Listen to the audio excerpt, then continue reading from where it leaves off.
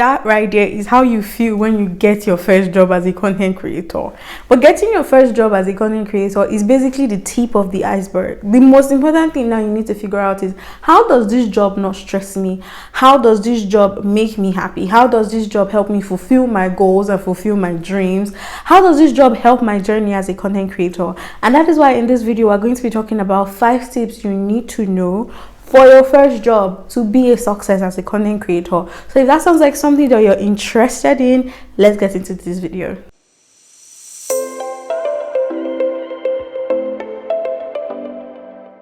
Hi guys, I'm OJ. I'm a content creator based in Abuja, Nigeria, and if this is the first time that you're here, you're welcome. Make sure to hit the subscribe button, and if you're a returning subscriber, it's nice to see you again. So without further ado, let's do this.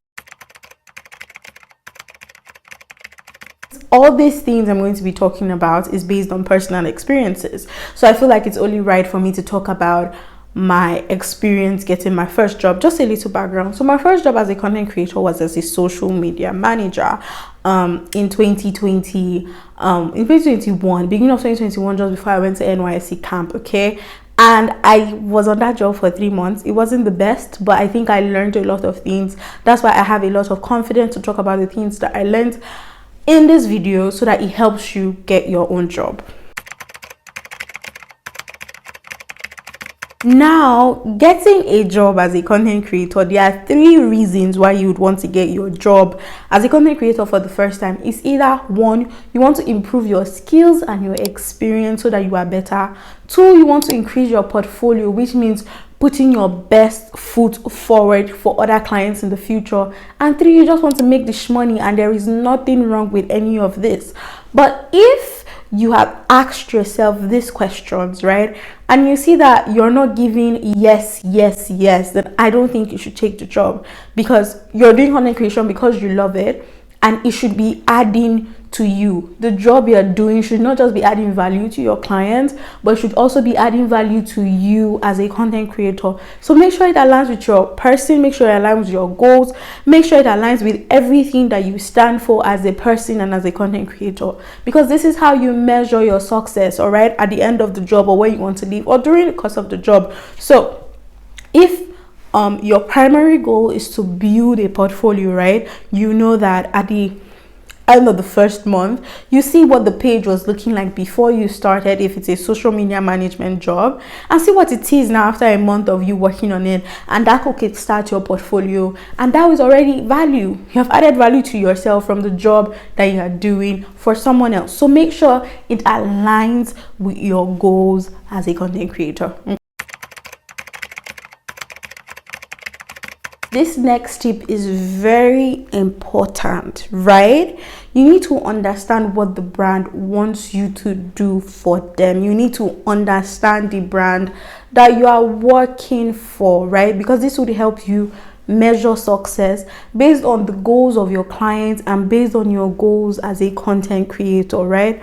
If you don't know what the client wants from you, if you don't know what the brand is about, what exactly are they doing, what value are they giving to their customers, what do they want you to do, it is going to be very difficult to work, because you do not have a job description, you do not have a JD. It's like telling you to just go into the world. What the hell are you supposed to do, right? Or it's just giving you a whole bunch of books and it's like, you know, do whatever you want with it. What am I supposed to do with this? What do you want me to do with this, right? Ask these questions. This is why it's always good to have some form of conversations before you start working with this brand. Ask the question, what do you want me to do? What are your goals as a brand? You know, what have you accomplished before? How do I come in, right? Because this is not just for the brand, like I've said before. This is also about you. You want the brand to be able to say, we wanted her to increase our engagement, and that is exactly what she did. I will give an example. For the brand I'm currently working with, right, they just needed someone to, you know, engage their community and make them do a whole lot of fun and explore video creation, and to some extent I am doing that. And it's obvious that the reason that they employed me is already showing. You can see it. You can see the way the brand is excited. You can see the way the audience is excited as well. And it makes me excited because that way, right, my goal for taking this job is evident. My goal for taking this job, I can see it. I can measure my success. I can measure the success of the brand, and I can measure my success as a content creator. So don't just take a job. What do you want me to do?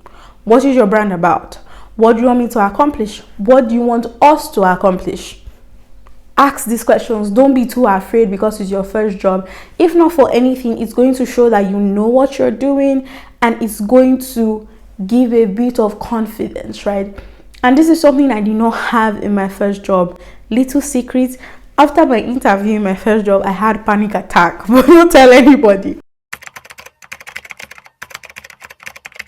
Now that you understand the brand, now that you know what they want you to do, it is a good time to draft a contract. If you don't know what a contract is, I'm going to put it on the screen right now. It is a good time to draft a contract. I will repeat it again. It is a good time to draft a contract.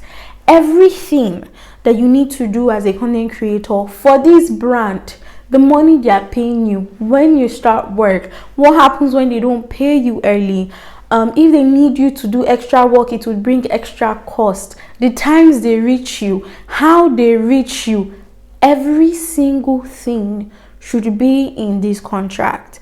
Because when they are now saying that, oh, you didn't do this for us, you can pull out your contract and say, hey, this was not in the contract, so I was not entitled to do it. And if you wanted me to do it, you would have paid extra money, period. Okay, I know that, you know, there's a lot of fear because you're just starting out, you have not had a job or anything. But content creation is a real thing.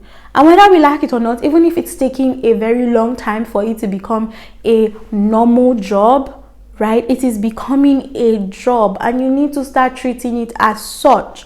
If you do that, you're not just, you know, helping other content creators, because that's what you're doing, but you're also giving confidence that the brand sees you and takes you seriously. If you even tell somebody that that's your first job, they will not believe you because of how you are handling it professionally. You're helping the creators industry as well, because when other new content creators are coming, there's already a standard set, and that's what we want to do. So give them your contracts, build them. If after so and so time they did not pay you your money and they didn't let you know, then you know you should have some form of consequence or some form of action attached to that. But have a contract. It cannot be overemphasized. If you don't have a contract, go to Google and type contract templates for content creators, contract templates for social media managers. Just go and type. Just go and search. Okay? Now you've started working, you have a contract, you have signed it. I'm so happy for you, so excited. Now let's say the work is getting tough. Problem is coming. Don't keep quiet. Express politely how whatever your bosses or your supervisors or your clients are doing is affecting how you work. If they are too they are like eagles, they are always hovering around you, they're always asking you questions, they're not allowing you to be creatively free as possible to do your job, let them know. If they call you at odd hours, like currently it's after 10 p.m, if they are calling you by this time, you let them know that sorry, it is not working hours. This should be another thing in your contract. I'm just saying, you let them know that sorry, it's not working hours. They should stop calling you. If they are calling you and you prefer emails, let them know that you prefer emails. Always say what will make your job easier. Because they are paying you doesn't necessarily mean they would inconvenience you. I can't overemphasize this. So let them know when something is stressing you, speak up, but be polite. Don't be rude. Be polite and confident. I am sorry, but this time that you are calling me, I do not appreciate it. I have other things, other responsibilities to do. You're not just a content creator. You're a person who needs to rest. You're a person who has a family. You're a person who has responsibilities. And that needs to be, you can't be calling me by 10. Kilele, why? Don't call me. Okay, be polite in airing your complaints to your clients and let them know. Okay? Build relationships. As a content creator, still cannot be overemphasized. You need relationships as a content creator, right? How I got the job I'm currently working on was in the most beautiful manner. It was someone on Instagram that recommended me, and I can't even thank her enough. But what I'm just saying is, you need to build relationships as a content creator with the people that you're working with people on social media. You need to build relationships. You need to have this relationship. This is something I am currently working on. I also did a video on how to build relationships online. I'll link it somewhere on the screen so that you can go and watch that. But you need to build relationships, because this is how you keep your job. Even if you leave the job, because of the type of relationship and the type of connection you've built with your client, it sort of opens you up to a whole new world. It sort of opens you up to more opportunities. In the video that Aaron Kumi did, on her channel, she talked about how, because of the way she worked with this person, she got a whole lot more other jobs. I'm going to look for the clip and put it on the screen. Like, I remember I sent her like stop motion videos and pictures, and she was like, wow, blah blah blah, let's actually do a proper work together. And since then, like, just from her, I've gotten so many other ones. You can see that she got more jobs from that. So building connections is very, very, very, very important. Now, all these things I've said can only work if you have gotten your job as a content creator. And if you have not gotten your job as a content creator, I have something for you. I did a video on how to get your jobs as a content creator with little or no experience. So you need to check that video out to get more understanding of what I just said. I'll see you guys in my next video. Bye.